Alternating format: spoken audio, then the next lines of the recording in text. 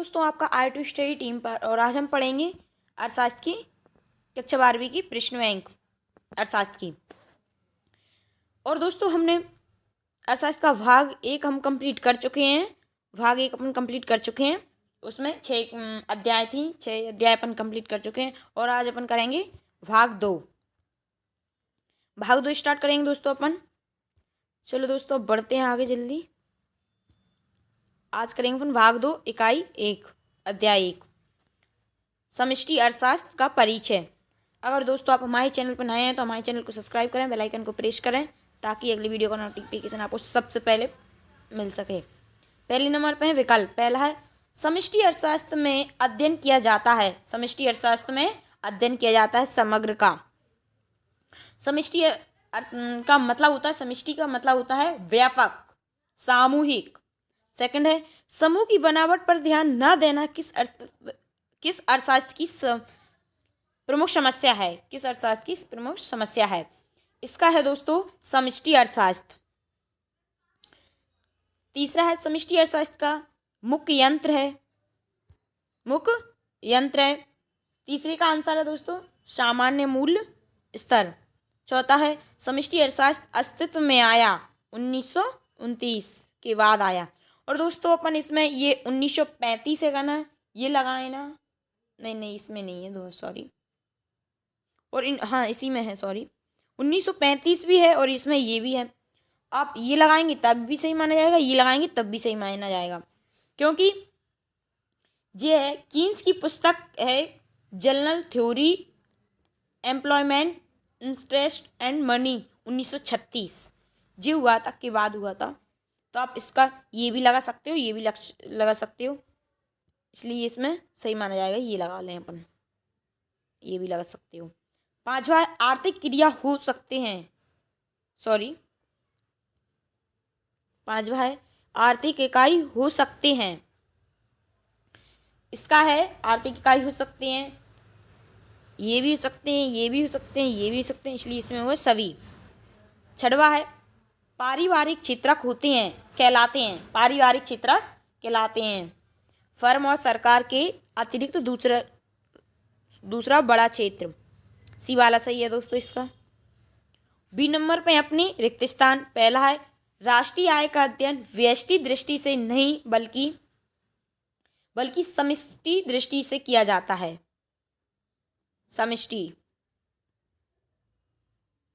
समष्टि दृष्टि से किया जा सकता है। सेकंड खालिस्तान है समष्टि अर्थशास्त्र को योगात्मक अर्थशास्त्र भी कहते हैं। क्या कहते हैं? योगात्मक। और दोस्तों समष्टि अर्थशास्त्र को एक समष्टि होगा या योगात्मक भी बोलते हैं, कहा जाता है, और व्यापक भी कहा जाता है। समष्टि मतलब सामूहिक चीजें। तीसरा है समग्र के समूह या इकाइयों में परस्पर निर्भरता पाई जाती है। क्या पाई जाती है? निर्भरता।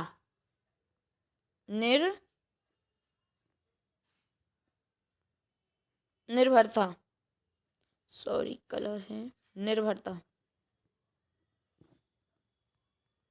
निर्भरता पाई जाती है।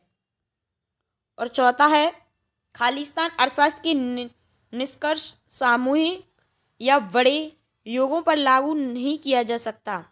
इसमें होगा दोस्तों व्यष्टि अर्थशास्त्र की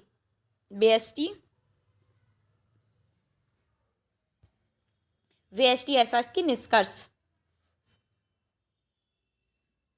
और पांचवा है दोस्तों अपना खालिस्तान को समष्टि दृष्टि के विकास का श्रेय दिया जाता है।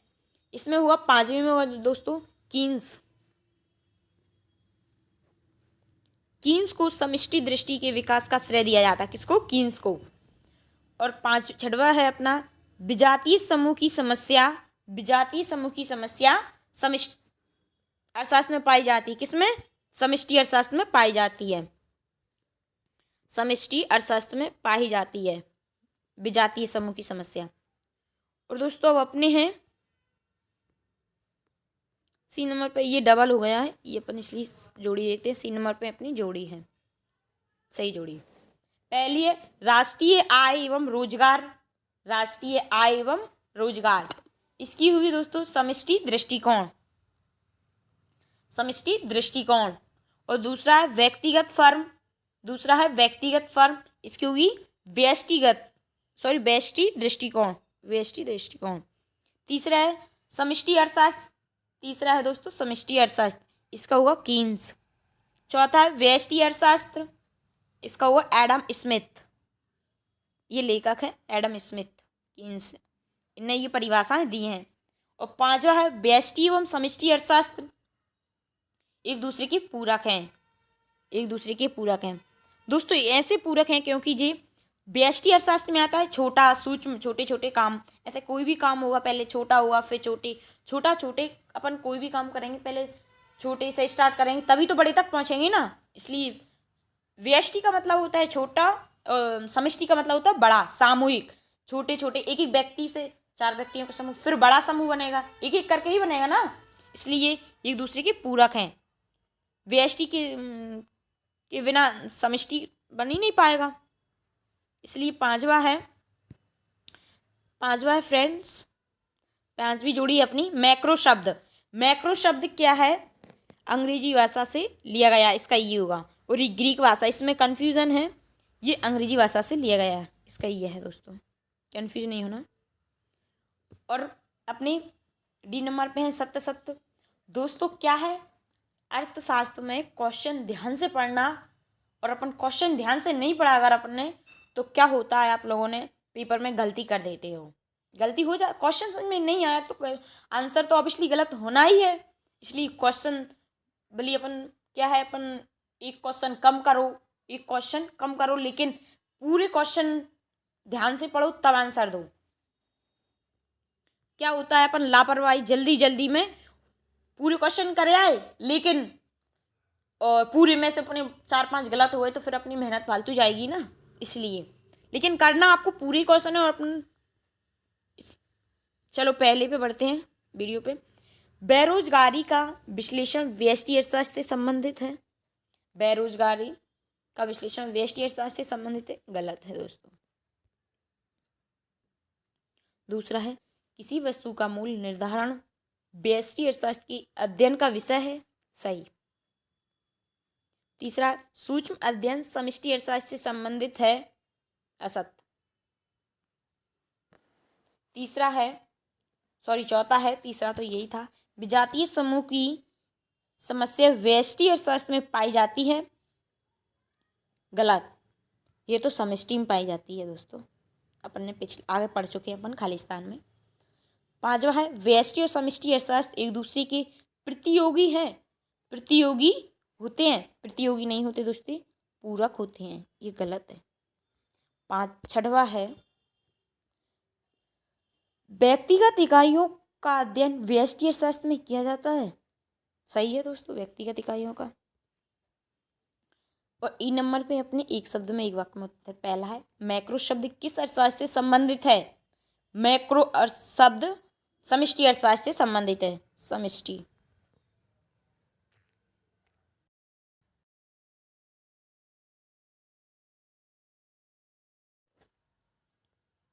दोस्तों पहले का आंसर है मैक्रो शब्द किससे है, समष्टि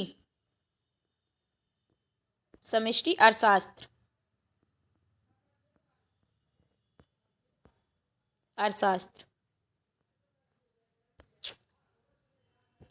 सेकंड क्वेश्चन है समष्टि अर्थशास्त्र एक दोष है, समष्टि अर्थशास्त्र का एक दोष लिखिए। इसका दोष है अपन बता देते हैं। पहला दोष है इसका, एक दोष बताना है इसको, दोष मतलब सीमा है। इसका पहला है समूह की बनावट पर ध्यान नहीं देना, समूह की बनावट पर ध्यान नहीं देना, एक तो ये हो सकता है। और एक और सेकंड वाला है विजातीय समूह की समस्या, अपन ने इसमें ऊपर पढ़ा है अभी, यह विजातीय समूह की समस्या, यह जी व्यष्टि नहीं होगा, यह समष्टि होगा, ये इसका दोष है, इसका किसका, समष्टि का। अब दोस्तों अपना अगला है, तीसरा है समष्टि अर्थशास्त्र कब अस्तित्व में आया, समष्टि अर्थशास्त्र कब अस्तित्व में आया, 1936 में कीन्स की पुस्तक जर्नल थ्योरी के प्रकाशन के बाद आया 1936 में। किन्स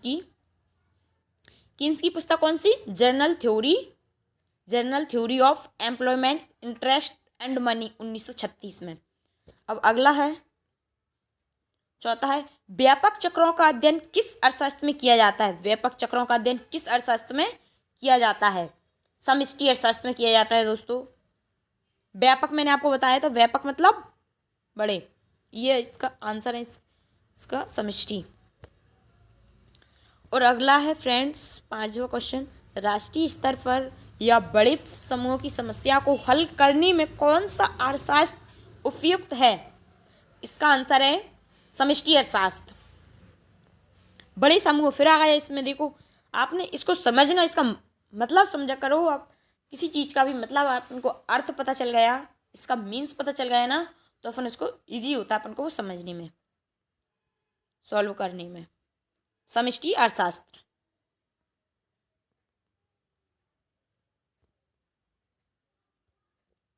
अब लास्ट है इसका, सॉरी 6वां है, व्यष्टि और समष्टि अर्थशास्त्र का एक दूसरे से क्या संबंध है?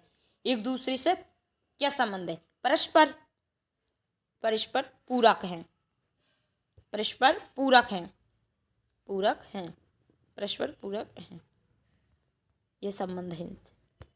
और दोस्तों व्यष्टि और एवं समष्टि की 2 अंतर बताइए, परिभाषा बताइए, विशेषता बताइए, महत्व बताइए, 2 दोष बताइए, सूक्ष्म व्यष्टि की विश्लेषण निर्भर कीजिए। इनके क्वेश्चन मैं आपको अगली वीडियो में करवाऊंगी। आई होप आपको ये वीडियो पसंद आई हो। अगर दोस्तों आपने अभी तक हमारे चैनल को सब्सक्राइब नहीं किया तो सब्सक्राइब करें, बेल आइकन को प्रेस करें ताकि अगली वीडियो का नोटिफिकेशन आपको मिल सके। इस वीडियो को अंत तक देखने के लिए धन्यवाद।